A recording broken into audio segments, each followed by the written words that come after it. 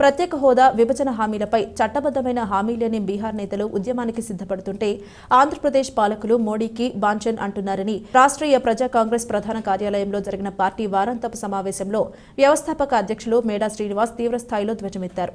ప్రభుత్వ ఖజానాకు పన్నుల రూపంలో వచ్చే ప్రజాధనాన్ని పాలకుల అవినీతి దాహానికి దారి మళ్లించుకుంటూ లక్షల కోట్లు ప్రజాధనాన్ని దోచుకుంటున్నారని, వీరి అధికార దుర్వినియోగం, అసమర్థ పాలన కారణంగా ఉద్యోగులకు ప్రతి నెల 1వ తేదీ నాటికి జీతాలు ఇవ్వలేకపోతున్నారని ఆగ్రహం వ్యక్తం చేశారు. ఒక ప్రక్క అప్పులతో రాజకీయ ఆధిపత్యాన్ని, అధికారాన్ని కాపాడుకుంటూ మరో పక్క నుండి ఆంధ్రప్రదేశ్లో ఉన్న లక్షల కోట్లు విలువ చేసే సహజ వనరులను, గ్యాస్ నిక్షేపాలను కేంద్రం కనుసైగల్లో నడిచే విదేశీ, స్వదేశీ, ప్రైవేట్, కార్పొరేట్ శక్తులకు రాష్ట్ర సంపదను దోచిపెడుతున్నారు. లక్షల కోట్ల అవినీతి కేసుల్లో కూరుకుపోయిన పాలకుల బలహీనతలను మోడీ సర్కార్ రాజకీయ అవసరాలకు అనుకూలంగా మార్చుకుంటుందని ఆరోపించారు. ప్రతి ఆంధ్రుడు నేటి పాలకులను శాశ్వతంగా సాగనంపే విధంగా ఆర్పీసీ చేపడుతున్న ఉద్యమ ప్రణాళికలో భాగస్వాములు కావాలని మేడా పిలుపునిచ్చారు. RPC senior secular Pendyala Kamaraju అధ్యక్షతన నిర్వహించారు. ఈరోజు ఆంధ్రప్రదేశ్లో విపత్కర పరిస్థితులన్నీ కూడా ఆంధ్రులు చవి చూస్తున్నారు. కారణం ఏంటంటే వివాహ జీవితానికి నపుంసకుడు ఏ విధంగా అయితే పనికిరాడో ఈ ఆంధ్ర రాష్ట్రంలో ప్రత్యేక హోదా విభజన హామీల కోసం పార్లమెంట్లో ప్రశ్నించినటువంటి వాడు అసలు ప్రజాప్రతినిధిగా అనర్హుడు.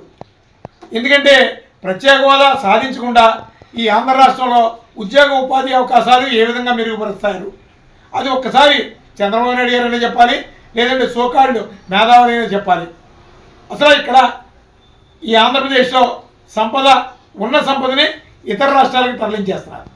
అలాగే ఇక్కడ సంపదను సృష్టించడానికి ఇక్కడ సంపద లేదు. మీరేమో ఇక్కడ ఉన్నటువంటి సంపదనంతా ఈ గుజరాత్ వాళ్ళకి, అలాగే మోడీకి అవసరమైనటువంటి కార్పొరేట్, ప్రైవేట్ సెక్టార్లకి అందరికీ కూడా ఇక్కడ ఉన్నటువంటి అపారమైనటువంటి ఖనిజ సంపదలు, అలాగే సహజ వనరులు, గ్యాస్ నిక్షేపాలు, ఇక్కడ ఉన్నటువంటి అన్ని వనరులు కూడా ఇతర రాష్ట్రాలకు తరలించేస్తున్నారు. అక్కడ ప్రజాప్రతినిధులు ఇక్కడ వచ్చి కనీసం ప్రశ్నించకుండా నేను కట్టడి చేస్తాను, ఆంధ్రప్రదేశ్ని మీరు మొత్తం దోచుకోండి అని నరేంద్ర మోడీ గారు అక్కడ క్యాపిటలిస్టులకి సందేశాలు ఇస్తున్నారు. ఇది ఈరోజు ఆంధ్రప్రదేశ్ పౌర భవిష్యత్తు. కానీ ప్రజలందరూ కూడా అప్రమత్తం కావాలి. ప్రజల్ని పాడు చేస్తున్నటువంటి ఈ రాజకీయ వర్గాల్ని మనం ఖచ్చితంగా డేంజర్ జోన్లో పెట్టాలి. మన రాష్ట్రాన్ని మనం కాపాడుకోవాలి.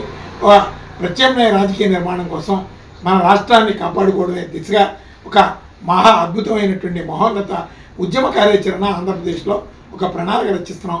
ఆ ప్రణాళికలో ప్రతి ఇంటి నుంచి కూడా ప్రతి ఆంధ్రుడు కూడా నా రాష్ట్రం, నా ఆంధ్రప్రదేశ్ భవిష్యత్తుని ముందుకు రావాలని రాష్ట్రీయ ప్రజా కాంగ్రెస్ పార్టీ నుంచి ప్రజలకు పిలుపునిస్తుంది.